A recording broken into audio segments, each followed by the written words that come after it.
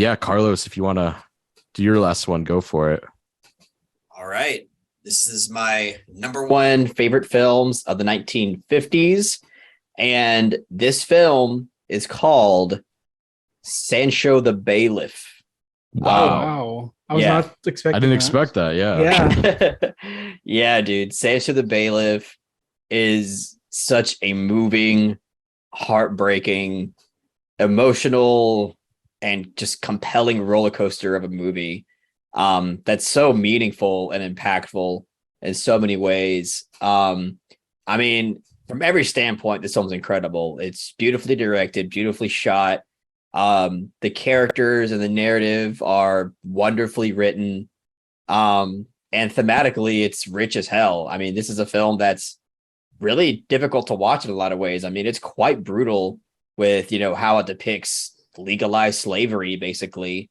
And it has an incredible main character as well. I think like the arcs that he goes through is, very complex and nuanced in a way that, I think the viewers will be satisfied with. But yeah, overall, this film is quite incredible. I think this is a film that not the most people have seen, but it's a film that should be on everybody's, like, high up on everybody's watch list.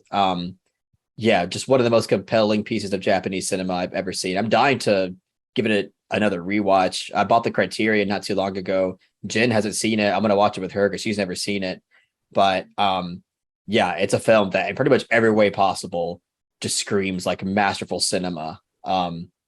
Yeah, it's also like political in different ways. But yeah, that's my favorite film from the 1950s. It's such a compelling film.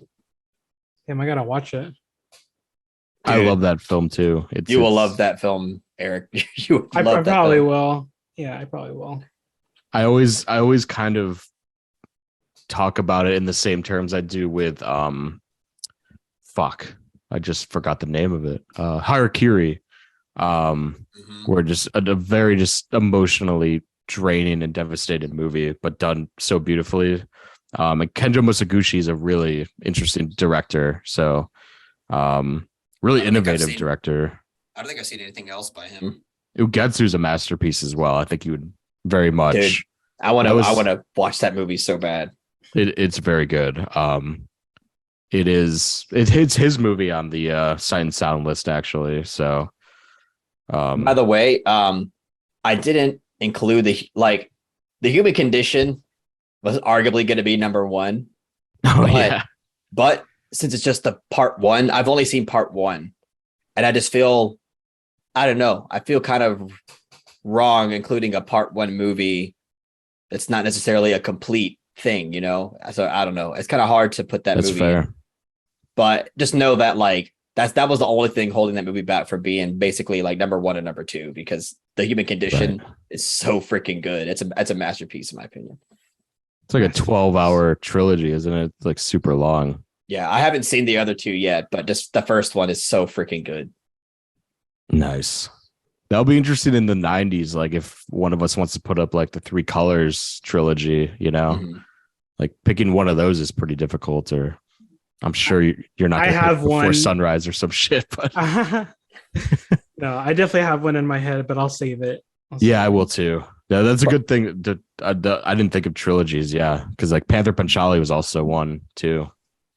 Yeah, it's true. Like probably what I'll do is if I do watch part two and part three, I'll rank it in the decade that it ends on. I think that'll be fair enough. That is fair. Yeah, that's a good idea. Really unexpected for some reason. I didn't think you were going to say that, but that's a great movie.